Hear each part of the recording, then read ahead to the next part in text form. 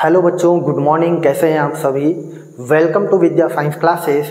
और आज से हम माध्यमिक शिक्षा मंडल द्वारा आयोजित कक्षा 10वीं के बच्चों के लिए एक बहुत ही बढ़िया मैथ्स का एक सीरीज लेकर आ रहे हैं। जी हाँ, आप बिल्कुल सही समझ रहे हैं। कक्षा 10वीं के बच्चों के लिए हर साल बोर्ड पेपर में आने वाले प्रश्नों का एक बेहतरीन संकलन मैं आप लोगों के सामने लेकर आ रहा हूँ। तो इस साल मैं वर्ष 2025-26 इस साल अभी लेटेस्ट वर्ष 2025-26 में 3 नंबर, 4 नंबर, 2 नंबर और 6 नंबर, 5 नंबर जितने भी क्वेश्चंस होते हैं आते हैं एग्जाम में, उन सभी क्वेश्चन को आईएमपी क्वेश्चन को मैं आज आप लोगों को पढ़ाने वाला हूं। तो चलिए देखते हैं आज कक्षा 10वीं मैथ्स में 3 नंबर का एक सवाल जो पक्का इस साल 2025-26 में आएगा। वो सवाल है आपका, यदि A अनुपात B समानुपात C अनुपात D हो तो सिद्ध कीजिए कि A square minus C square upon B square minus D square is equal to AC अपॉन BD। ये आइए देखते हैं कैसे बनता है ये। तो सबसे पहले चलिए जो दिया है उसको लिख लेते हैं। सबसे पहले दिया है, क्या दिया बच्चों? A अनुपात B समानुपात C अनुपात D। चलिए, अनुपात का मतलब होता है बेटा बटा भाग, और समानुपात का मतलब होता है बराबर। तो यहां पास क्या हो जाएगा? A बटा B बराबर C बटा D। अनुपात का मतलब होता है बड़ा और समानुपात का मतलब होता है बराबर। इन दोनों के बराबर क्या मान लेते हैं? K मान लेते हैं, माना K। अब देखिए, इसलिए A और C का वैल्यू चाहिए। देखो लेफ्ट हैंड साइड में क्या दिखाई दे रहा है? A और C दिखाई दे रहा है ना। तो A और C का वैल्यू चाहिए तो हम क्या लिख सकते हैं? जैसे कि A बटा क्या है? B भाग है, इधर क्या हो जाएगा? गुना। तो A इज इक्वल टू ये हो जाएगा आपका B के। इसी प्रकार C बटा D इधर भाग है, इधर आके गुना हो जाएगा, तो इसलिए C इज इक्वल टू क्या हो जाएगा? D के।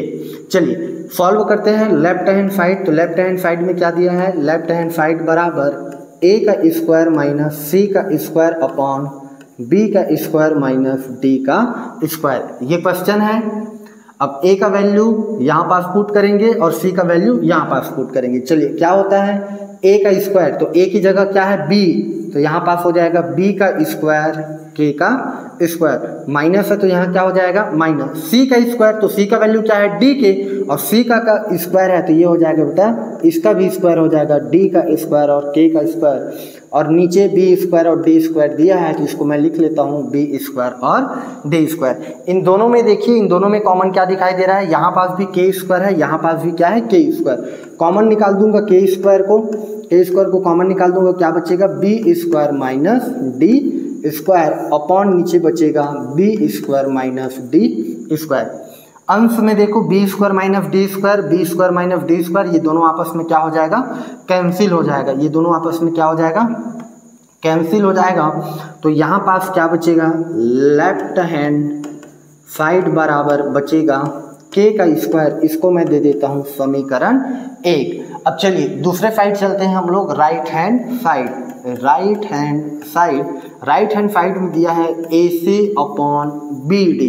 चलिए वैल्यू रखिए, A की जगह क्या है? B के, C की जगह क्या है? D के, अपॉन नीचे में क्या है? B और D, तो ये क्या हो जाएगा?